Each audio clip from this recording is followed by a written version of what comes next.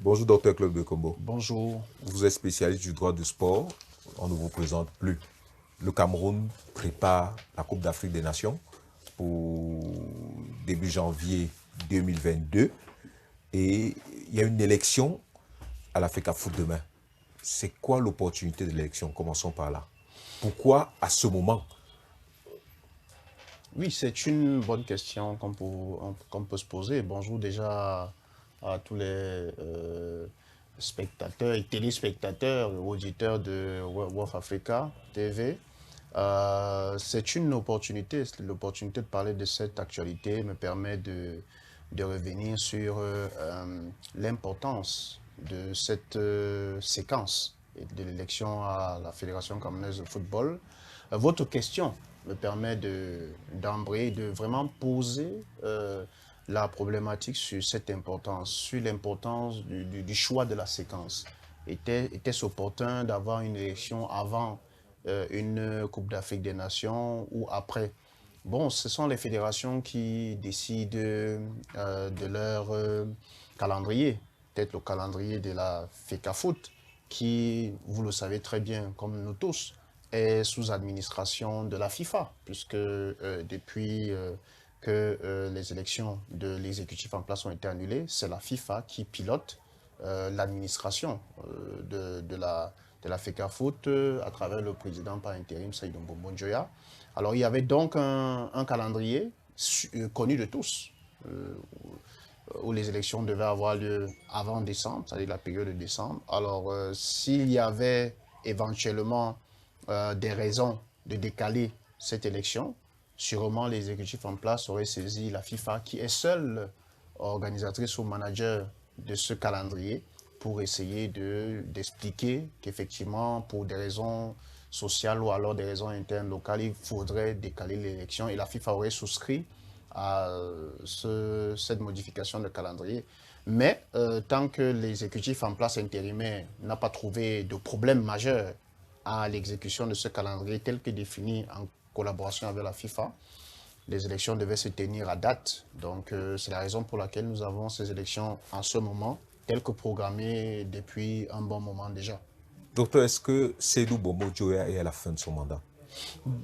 Avant de répondre à cette question, j'aimerais aussi indiquer que c'est un calendrier qui était préétabli. La Coupe d'Afrique des Nations, ce n'est qu'une question de coïncidence. Il ne vous a pas échappé que la Coupe d'Afrique des Nations ne devait pas, au Cameroun, devait se tenir une année donnée, Oui. et qu'il y a eu un glissement, et que c'est la raison pour laquelle cette Coupe d'Afrique des Nations se tient maintenant. Donc c'est juste un alignement assez circonstanciel qui fait que les deux événements se passent. Alors Seydou Mboumoudjo est le président intérimaire de la Fédération camerounaise de football, nommé par, issu d'une décision de la FIFA. Une décision de la FIFA faisant suite à l'interprétation d'une sentence du tribunal arbitral du sport. Il est son propre intérimaire, Non, il a puisque c'est lui qui l'intérimaire. avait été élu. Non, il a été élu.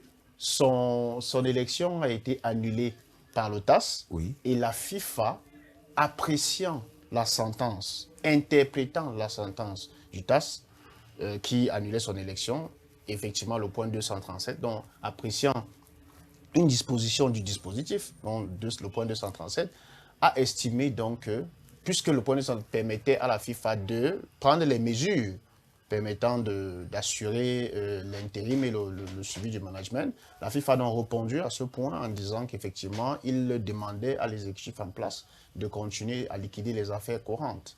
Donc, le Seydou Mbombo Njoya, n'en déplaise à tout le monde, ne tire pas son mandat de nulle part. Il tire son mandat d'une interprétation de la sentence que la FIFA a fait, et la FIFA a décidé donc de maintenir l'exécutif en place.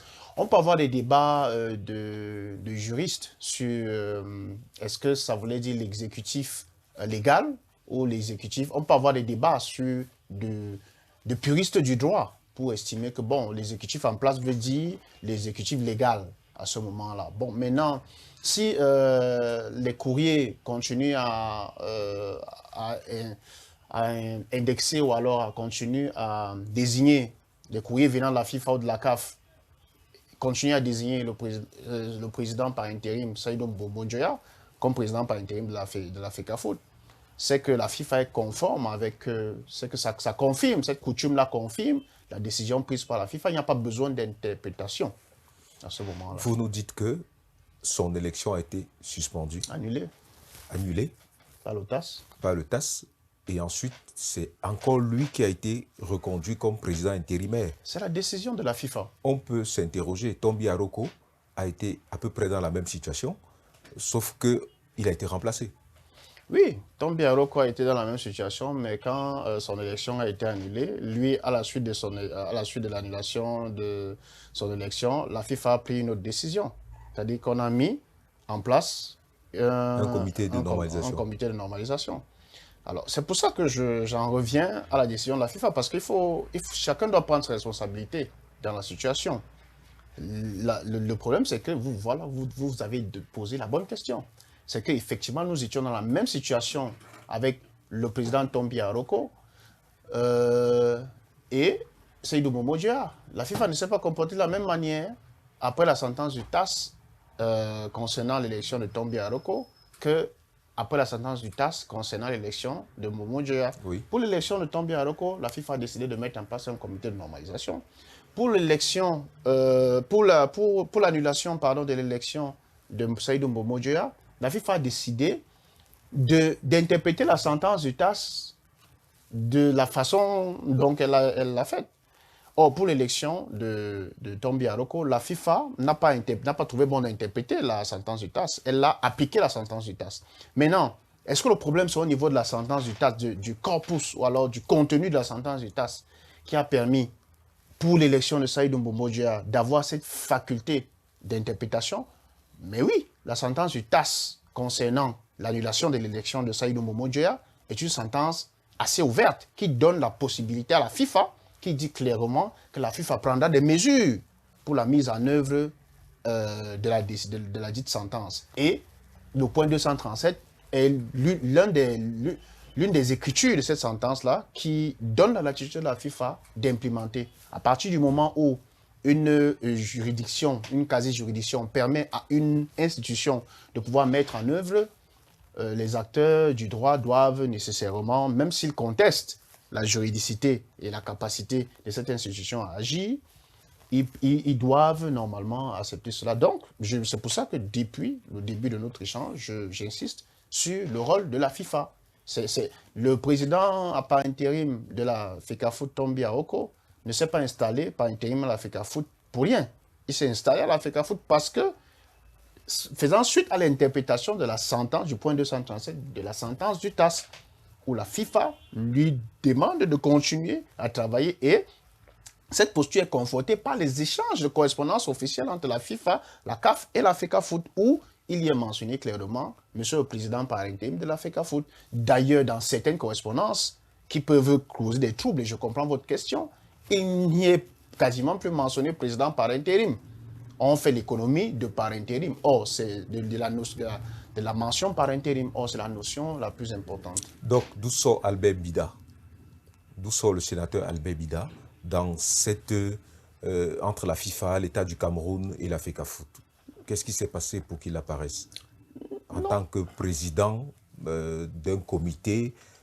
C'était quoi, une normalisation? Est-ce que la FIFA a mis en place un intérimaire et l'État du Cameroun a mis en place une normalisation? Qu'est-ce qui s'est passé? Expliquez-nous. Non, pas du tout. C'est le droit des organisations en général et le droit des organisations sportives qui permet à la fraction d'Albert Bida, excusez-moi, se réclamant de l'exécutif de l'AG de 2009. Toutes les sentences du TAS compilées, on ne va pas entrer dans les détails de toutes les sentences, reconnaissent que l'Assemblée générale légitime pour pouvoir décider d'un certain nombre de choses à la FECAFOOT, c'est l'Assemblée générale de 2009. C'est pour ça que toutes les normalisations ont été obligées de s'adosser, de prendre comme pour base l'Assemblée générale de 2009. Alors, la fraction Albert Bida réunit donc tous les délégués de l'Assemblée générale de 2009, qui estiment donc qui ont donc une autre lecture, une lecture concurrente de la sentence annulant les élections de Seydou Mbomodjoya, estimant que l'interprétation que la FIFA aurait dû faire dans le point 237, en disant que l'exécutif en place, c'est l'exécutif légitime en place, et non l'exécutif dont l'élection a été annulée. Parce qu'en fait, c'est les délégués au comité exécutif qui vont élire l'un d'entre eux comme président de la fédération, comme là maintenant. Alors donc, la fraction Albin Bida estime que c'était à elle de présider aux destinées, n'est-ce pas, de la fédération. Après l'annulation. Après l'annulation, c'est-à-dire que les organes en place sont des organes légitimes en place. Donc si le président, l'élection du président a été annulée, c'est normalement à la structure supérieure de l'organisation sportive, qui est l'Assemblée générale, de prendre les décisions, qui est l'exécutif en place. Est-ce que c'est conforme au droit du sport? Ou bien c'est une interprétation, tout simplement? C'est une interprétation rationnelle, une interprétation recevable.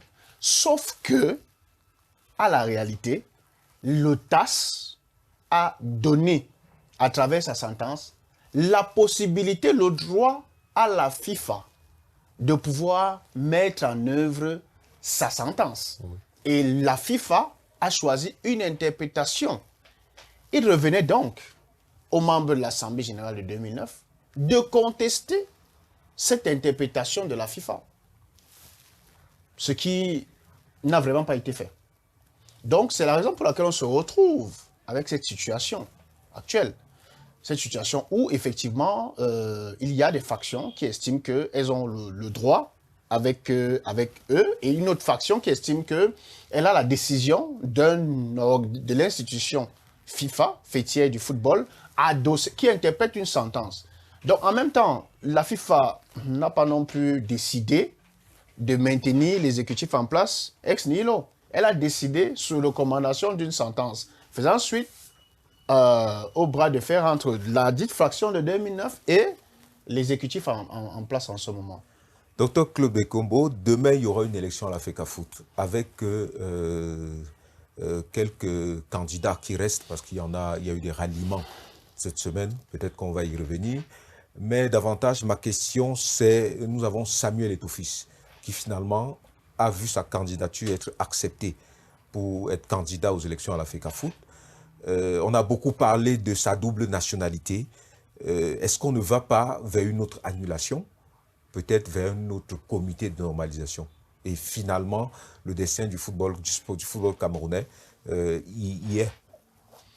Bon, les élections, je crois que les élections se passent dans un climat juridique instable. Il faut le rappeler, très simplement, les élections à la FECAFOOT se passent dans un climat juridique instable, dans un climat social troublé, oui, et dans un environnement politique au Cameroun aussi instable. Alors, ce que je voudrais dire ici, c'est qu'il faut vraiment remettre cette élection au niveau où elle doit être. C'est-à-dire que c'est une élection dans une fédération sportive. Le Cameroun a plus d'une trentaine de fédérations. C'est une des fédérations qui a une élection. Ce n'est pas la seule fédération qui existe au Cameroun. Je pense que tout le monde, tous les acteurs doivent revenir à la simplicité, doivent remettre cette élection à son niveau exact. Je peux comprendre qu'au vu de l'émission, au vu de la candidature de Samuel Eto'o-Fils, que l'élection ait pris une autre dimension. Ça, c'est tout à fait, c'est indéniable. C'est indéniable, c'est un fait indéniable, au vu de sa stature, au vu du fait que c'est une icône, comme d'ailleurs l'élection à la Fédération ivoirienne de football avec la candidature de Didier Drogba a pris aussi une ampleur internationale. C'est tout à fait logique. Mais maintenant, il faut remettre les choses dans leur contexte et rappeler à tout le monde que c'est une élection dans une fédération sportive comme il y en a une trentaine au Cameroun. Maintenant, elle se fait dans un environnement juridique clair où il y a des décisions qui sont pendantes au niveau du tribunal arbitral du sport, où il y a effectivement une imbrication de cette élection avec le climat politique et le climat social au Cameroun qui peut faire qu'on peut entrevoir des troubles ou alors des situations de rivalité exacerbées. Ça ne doit pas être le cas. Ce qu'il faut dire, c'est que quel qu'en soit le vainqueur de l'élection de demain, il y aura nécessairement des recours, il y aura nécessairement des actions devant soit la Chambre de conciliation et d'arbitrage, soit l'OTAS, pour contester, en vue de contester. Il revient donc non seulement aux membres de la communauté sportive, la communauté du football, et aux autorités camerounaises de jouer leur rôle afin que le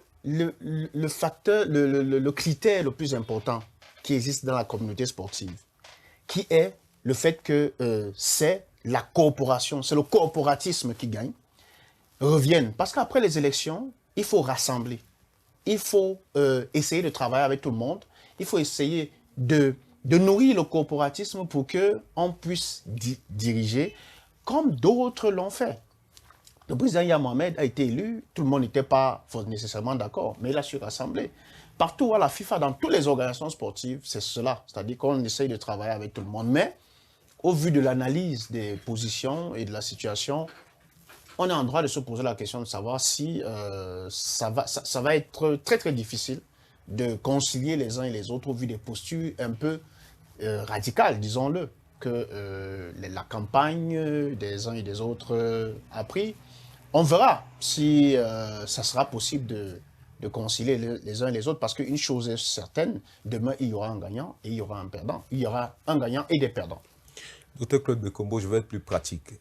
Est-ce que les critères d'éligibilité à la FECAFOOT interdisent une autre nationalité? Le code électoral de 2001 demande simplement d'être camerounais.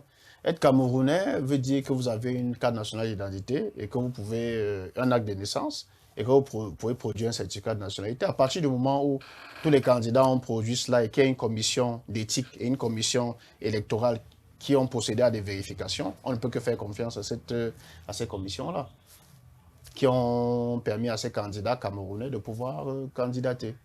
Selon la règle, ça signifie que la FIFA agit à quel moment? C'est un délégué qui peut attaquer un candidat qui est déjà élu et qui apparemment n'aurait pas respecté la règle, ou alors la FIFA peut elle-même enquêter pour savoir s'il faut maintenir, valider une élection ou bien l'invalider. Je parle de la question de la nationalité. S'il arrivait qu'un des candidats ait une autre nationalité, qu'est-ce qui se passe? La question de la nationalité... Parce qu'il faut rappeler à nos téléspectateurs que le Cameroun ne reconnaît pas d'autres nationalités et qu'une fois que vous prenez une autre nationalité, vous perdez de facto la nationalité camerounaise. D'accord. La question de la nationalité, il faut dire quelque chose qui est clair. C'est que notre loi, la loi de 68 au Cameroun, décrit clairement comment est-ce qu'on perd la nationalité et quelle est la procédure pour... Ce qui est simple, c'est de dire comment on perd la nationalité. Mais la procédure pour effectivement perdre cette nationalité-là, elle est complexe. Oui. Elle est complexe puisqu'elle fait intervenir beaucoup de services, elle fait intervenir beaucoup de choses, le juge, le président de la République, ainsi de suite. Mais si on revient à notre question, notre cas pratique, notre cas qui est l'association sportive, il y a des règles pour compétir dans les différents postes dans une organisation sportive. Et il y a des pièces à fournir. À partir du moment où la commission a eu toutes les pièces, le comité d'éthique a validé les candidatures, a vérifié, a procédé à la vérification des pièces. Autant la procédure de l'acte de naissance, la copie certifiée de cet acte de naissance, de la carte nationale d'identité et la production du certificat de nationalité. Alors, si on délivre le certificat de nationalité, ce n'est pas à la commission éthique de la FECAFOOT de délivrer les certificats de nationalité, c'est aux autorités compétentes de délivrer les certificats de nationalité. Donc, il revient à ces autorités compétentes, s'ils ont eu vent d'un certain nombre de choses, de procéder à des vérifications supplémentaires. Ce n'est pas au comité éthique de la FECAFOOT qui est face à un certificat de nationalité authentique, de le contester. Ce n'est pas son rôle. Encore moins le rôle de la commission électorale qui reprend les candidatures selon le processus. Donc, si éventuellement il y a un problème de double nationalité de celui qui aura éventuellement gagné, tel qu'il soit, il faudra apporter la preuve devant les autorités compétentes de cela et mettre en branle effectivement au niveau national cela. Et il reviendra donc dans ce cas-là, si c'est prouvé qu'il y a eu donc violation, il reviendra dans ce cas-là à un ayant droit. Ce n'est pas nous, ce n'est pas vous, ce n'est pas moi qui allait engager l'action. C'est à un ayant droit à la FECAFOOT de contester donc auprès des commissions de la FECAFOOT, la commission de recours nécessairement, que voilà, il y a eu tel candidat qui a gagné, effectivement, il y avait telle vérification qui n'avait pas été faite, il y a tel, et il devra venir le faire avec un acte de l'État démontrant clairement que ce monsieur n'a pas la nationalité camerounaise ou alors ne peut pas bénéficier de cette nationalité. Ces ayants droit, c'est les délégués. C'est tous ceux qui sont membres de la FECAFOOT et qui, tout membre de la FECAFOOT, c'est comme ça, c'est une association. Tout membre de l'association est garant du respect des statuts et des lois et des règlements, des statuts et des règlements de la fédération. Donc tout membre, tout dirigeant de club, partout où il est, s'il a des preuves que le candidat qui a été élu n'est pas camerounais, il faudra d'abord qu'il ait un document qui permet de justifier cela. Donc ce n'est pas une procédure simple. Aussi simple. C'est pas simple. Sortons par là, on remarque que beaucoup d'anciens footballeurs se sont ralliés à la candidature de Samuel Eto'o-Fils. Qu'est-ce qui se passe? C'est les footballeurs qui veulent désormais récupérer leur fédération? Comment est-ce qu'on peut comprendre ça? Je ne suis pas sûr que c'est une logique de corps de métier qui oriente ces alliances. Les jeux d'alliance sont des alliances stratégiques. Je ne pense pas que vous êtes dupes, ou moi-même, ou les Camerounais, ou alors ceux qui observent cette élection palpitante à travers le monde. Je crois que les alliances sont issues d'une négociation. Oui. Et je pense que tous les candidats qui se sont ralliés ont sûrement négocié quelque chose. C'est tout à fait normal dans une élection corporative. Le souci tout à l'heure, enfin, ce n'est pas un souci, c'est-à-dire cette élection a le trait caractéristique de cette élection, c'est qu'il y a la participation d'une icône mondiale, en fait. Donc, l'élection, ce qui se passe aujourd'hui au grand jour, c'est toujours passé. C'est toujours, et c'est comme ça, c'est la coutume dans les élections, dans les organisations sportives. On transige, on négocie, on discute, on concède et on arrive à des blocs. Voilà. Ce n'est donc pas surprenant de voir le syndicat des footballeurs camerounais, le SINAFOC, essayer de rassembler les anciennes gloires, les joueurs, autour de la candidature des joueurs pour permettre à ce que les délégués de cette corporation, du SINAFOC, qui sont, je crois, 2 délégués, votent de manière, aient une consigne de vote. Mais ça n'exclut pas, je le dis encore, que c'est une élection corporatiste. Ce qui va se passer demain est plus important que ce qui s'est passé ces 2-3 dernières semaines. Parce que c'est demain que, effectivement, les choses vont se jouer dans cette salle du Palais des Congrès. Je ne sais pas si ce sera là-bas ou dans la salle qui va abriter cette délibération. Il y aura des négociations de dernière minute et le candidat est seul, le délégué est seul face à l'isoloir. Donc, peu importe ce qu'il a déclaré avant, peu importe l'acte qu'il a signé. Et ce qui est très intéressant, c'est que personne ne saura où il a voté. Peut-être d'autres s'imagineront, au vu des calculs, qu'ils n'ont pas reçu le soutien de ceux qui ont promis soutenir, mais ils ne sauront pas identifier ceux qui auront, entre guillemets, trahi. Donc, c'est très important de le rappeler. Oui. Parce qu'effectivement, à la FIFA, à la CAF, on se rend compte que, voilà, il y a des présidents qui ont été, au CIO, il y a des présidents qui ont été brocadés, mais qui gardaient le soutien des électeurs. Parce que ces présidents-là savaient maintenir l'électorat, je n'en dirais pas plus. Maintenir l'électorat, l'entretenir.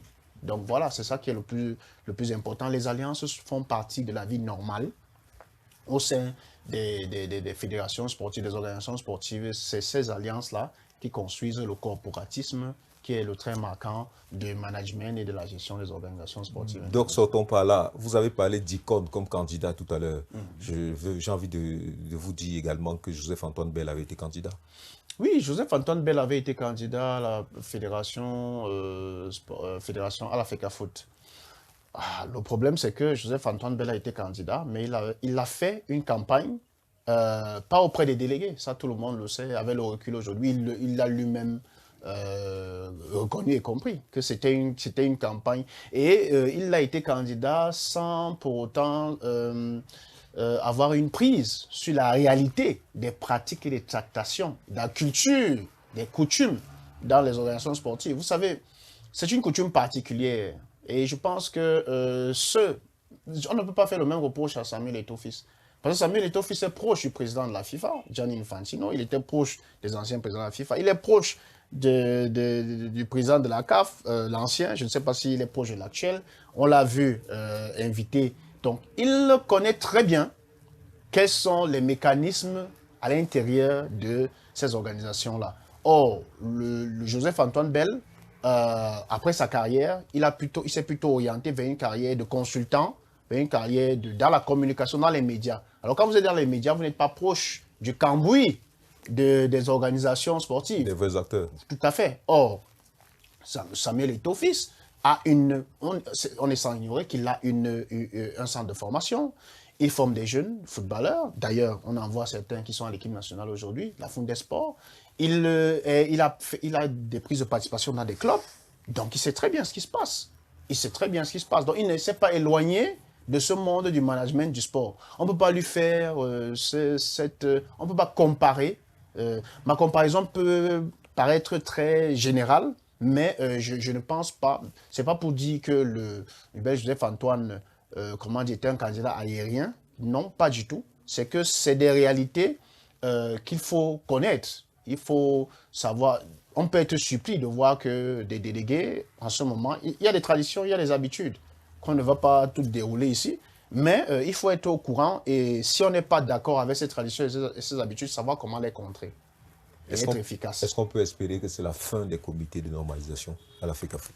Je veux l'espérer avec vous, mais j'espère surtout que les acteurs du football camerounais vont, pour une fois, trouver un modus vivendi, accepter le consensus, accepter de s'asseoir, parce que l'élection de demain, ça sera peut-être mon dernier mot là-dessus, l'élection de demain, peu importe le vainqueur, ne va pas tout résoudre d'un coup de baguette magique. Il faudra s'asseoir, peu importe le vainqueur, il faudra s'asseoir, négocier, discuter avec tout le monde. Il faudra aussi être courageux pour estimer, pour faire la purge, parce que cette purge est nécessaire. Il y a des acteurs qui sont là depuis qui ont eu un long bail. Leur expérience est nécessaire, comme consultant, comme président d'honneur, comme patriarche, mais plus comme manager du football moderne. Je pense qu'il faut aussi que cette page-là se tourne de tous ceux qui ont tourné autour du football camerounais pendant longtemps. Il faut qu'elle se tourne. Je ne sais pas si tous les candidats vont pouvoir tourner cette page, mais ce que je dis doit être fait pour qu'on arrête d'avoir le ping-pong éternel. Merci infiniment, Dr Claude Dekombo. Je vous en prie. À très bientôt sur Africa TV. Merci beaucoup.